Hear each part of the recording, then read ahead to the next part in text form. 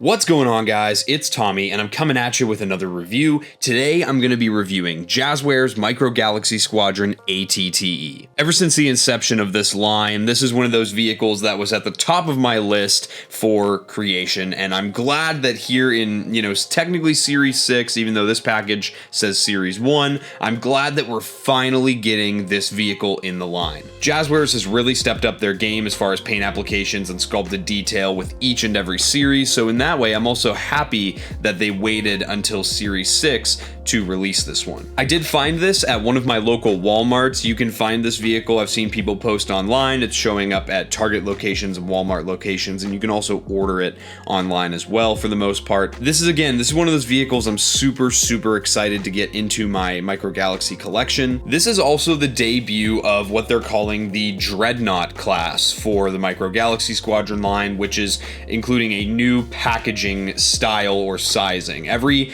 vehicle that is in a different class of ship in this line, they try to match the packaging size and style for every single one. So this is number 1 for the Dreadnought class. Up here on the top left, you've got the Star Wars logo. Something cool that they've done with Series 6 is they've started to include the logo of the movie or show that each vehicle is from. So I think it's cool that they've added the Attack of the Clones logo here. You have the vehicle in a big plastic window, and they also give you a bark speeder here, which is awesome. A little bit of a head scratcher, because it does come with the Attack of the Clones logo, is the inclusion of Clone Captain Rex. You see, you have Captain Rex, you have a clone pilot, and then you also get 3 clone troopers. I'd say this is a pretty solid selection for figures here. Again, really cool though that you can get Captain Rex. The only other way you could get him before this was in a blind box, and he was, I believe, the 1 in 5,000 chase variant. So it's nice that they're including him in a standard release now. You'll see down here you have the Micro Galaxy Squadron logo, the name of the vehicle here in this chrome part, as well as this is number 130 in the line. You'll also see it's listed as Series 1, and usually Series 1 is notated by a red coloration. However, they've gone with the white of the Series 6 coloration here and the name of Series 1. Probably because this is the first of the Dreadnought class. On the side here, you get some awesome illustration that kind of wraps around the box of the ATTE on Geonosis. You have a gunship in the background as well as a Geonosian fighter. On the back of the box, you of course get your holographic image of the vehicle showing you all the different features it has. You're able to load up to 2 bark speeders in the back. There's a bunch of seating for up to 11 figures here, a bunch of different swivels and opening hatches and moving legs and such. You also have your little cutout card here. You can use this as a display card or a trading card for this vehicle. And on this side of the box, you just have some more of those features listed here. On the top, you get some logos, and on the bottom, you have just a little bit of legalese here. But with all that aside, I'm super excited to get this one opened and put it up with some of my other Grand Army of the Republic vehicles. Alrighty, so here's everything out of the box. Before we take a look at this awesome vehicle, let's take a look at the figures. Of course, they come in their own separate packaging here. You can see them all lined up, and they all have their names. And on the back, I love that they do this little thing where they just kind of do little illustrations on a blue grid background, just showing you all the characters. Let's of course take a look at Captain Rex, the only named character in this set. You can see they've done a good job of trying to paint his J guys and all of his unique blue markings. He's got the gray on the side of the helmet for the rangefinder, as well as gray for the pauldron. They've even gone ahead and sculpted and painted in his little blasters in their holsters. I think they've done a really good job painting this guy up. All of the figures are going to come with the same articulation scheme. There's a rod that goes through the shoulders that lets them swivel a full 360 degrees. I also thought it was smart that they sculpted the pauldron into the arms so that you can just move them without having to get in the way of the pauldron. There's also a rod that goes through the hips for a hinge that lets you sit your figures in the vehicles. The other new and unique one here is this unique deco for the clone pilot. He's got some nice paint applications on the little control box here, as well as the tubes that go up to the back of the helmet. He's also got some unique decos. These are actually super tiny printed Republic cogs here. I don't know if you can even see them at this level, but they are there, and there's also some gray paint decos here, so that's another really cool figure. And of course, I love when they do this. They give you some troop building. They give you 3 Phase 1 clone troopers, which is awesome. All right, now let's take a look at this vehicle. This thing is, you know, I'm trying my hardest to not geek over this while I'm pulling it out of the box. This thing is seriously cool. I mean, the scale of this is really, really nice. And if you look at the paint applications, I mean, they've done a great job. You've got all the dust and grime and dirt all over the bottoms of the feet here. They've done such a good job of painting these in. I think these things look great. And again, just one thing that they always do really, really well is all of the dark wash that they give everything in the panel lining. Really just, this is where they shine. You know, they do a really good job with all the sculpted detail on the vehicle. And when they go the extra mile and then paint in panel lining and dark washes, you're bringing out all that sculpted detail. And it also makes the vehicle feel used, and it makes the universe feel lived in. I also like the little bits of carbon scoring here from, you know, different cannon fire that this thing has taken. This thing has seen some battles, and I like that. It's accurate to the movies and the shows that have seen this vehicle. There are quite a few features that come with this vehicle. Obviously, I think the biggest one being the movement of the legs. So each leg looks to have two separate joints. You have a ratcheted ankle joint, at least on the front legs, and you have a ratcheted joint up near the kind of top here. These front two legs are fixed, as you can see, even though the leg keeps going up into the vehicle here. These ones are fixed at the second joint here, and that's fine.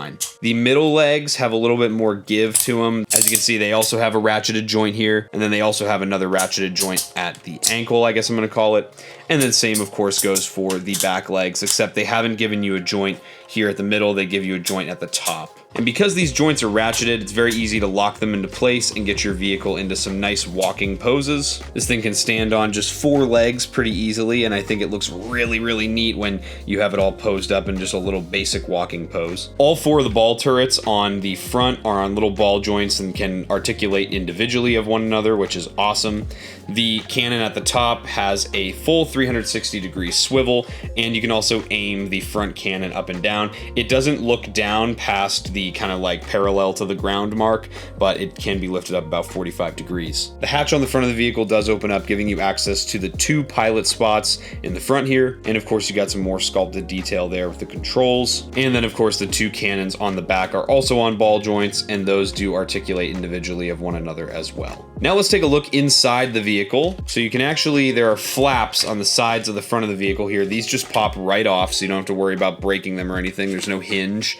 And then you can see you have seating for 3 figures on each side here. You can even see there's a little weapon rack on the corner here that they've sculpted in, and there's seating and controls on both sides. Fantastic, again, just awesome sculpt work, and even just the minimum detail of just giving it a wash really helps to bring out all that sculpted detail that they did. And then of course the back half of the vehicle opens as well. The best way to get this up and off is just to kind of pull from both sides and then just lift the whole thing off. Another really cool thing I always forget to mention is, you know, the sculpted detail on the insides of the panels you can take off. Such an unnecessary level of detail that Jazwares always makes sure to put into these products. And then of course you have just a ton of space here. You have a whole loading dock, 2 more seats for these back cannons, and then again, like I said, a loading dock for some vehicles. Enter the Bark Speeder. You get just a basic Bark Speeder. We've seen this about 1 million times over when some of the Republic gunship battle packs that have come out, and as well as some of the other blind boxes that have included Bark Speeders. This is just the basic red one. And as with all Scout class vehicles, it also comes with its own flight stand. There are pieces for you to put the Bark Speeder docket in. You can put 2 of them in there, as you can see,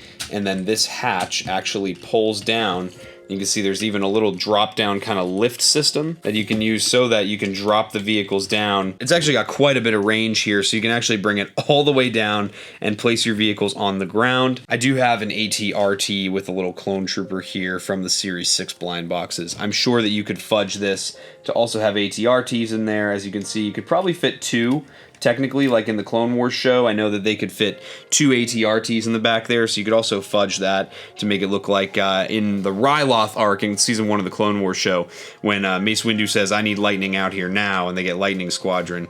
You can get those AT-RTs underneath there, which is awesome. But for now, of course, we'll just stick our Bark Speeder on its little flight stand, and we'll stick one of our clone troopers there. Getting this back up is super easy. Everything just folds and snaps right into place. And I think my favorite feature about this entire vehicle is you have this rubbery kind of accordion piece. This is very similar to if you have any of the AT-AT releases. It's kind of that same gummy material. And that's so that Actually, we should probably get all the shell back on this ship before we do that. And again, everything snaps into place very, very easily. I'm not having any trouble at all getting everything on here. And it's nice and secure when you put it on too. It's not like you bump it and everything just falls off the vehicle. This is really nice how this whole thing looks. So what you can do is just like the iconic scene in the Clone Wars movie on Teth, you can make your ATTE climb up the wall. Almost, I guess it's like a 45-degree angle, and it can balance on its back two legs here. You don't even need the back legs to be there. It'll balance on its own just on the two. But you can totally pose this up so that you can achieve this iconic scene from the Clone Wars movie where these things kind of climb up the wall on Teth and they're scaling the wall. That was such a cool scene I remember from that movie as a kid, and I'm really, I think it's amazing that Jazwares went as far as to be able to emulate that with this vehicle. That's very impressive. And you can also make it turn left and right as well, which is also really nice, and probably might even pose it like that. All right, let's get some of our figures in here now. My only thing about this vehicle, I do wish it came with 2 of the pilots instead of just the 1. If it came with 2 pilots, that'd be awesome, but I can make do with just the 1. We'll sit our pilot in there. You can actually see him peeking out from inside the viewport. Usually a gunner sits up in the turret up here, but I'll sit just a regular clone trooper up there. And I think just like in some of the arcs of the earlier episodes of the Clone Wars show, we'll stick Rex. We'll just kind of fudge him right next to him there. And of course, we got to stick one of our clone troopers inside to man some of these blaster cannons on the front. And then with our 3rd and final clone trooper here, we will have him man the bark speeder. And so there it is. There's the ATTE all posed up with all of the figures. I think this is an amazing release. Again, this is one of my favorite vehicles in all of Star Wars. I think they've done a fantastic job with this release. I'm extremely impressed, and I'm really hoping they do some repaints of this. I'd love to see the version of this from Star Wars Rebels, but again, this is absolutely worth every penny. As I say with most of the Micro Galaxy Squadron releases, this is worth every penny, so I highly recommend you get your hands on this if you can find one. But with that being said, guys, I hope you enjoyed this review. If you did and you're not yet subscribed, subscribe to Blitz Transmissions. I've got awesome Star Wars content coming out all the time. Make sure to check out my social media. That's going to be linked in the description below. Guys, I hope you enjoyed this review. I'll catch you for the next one, and may the Force be with you.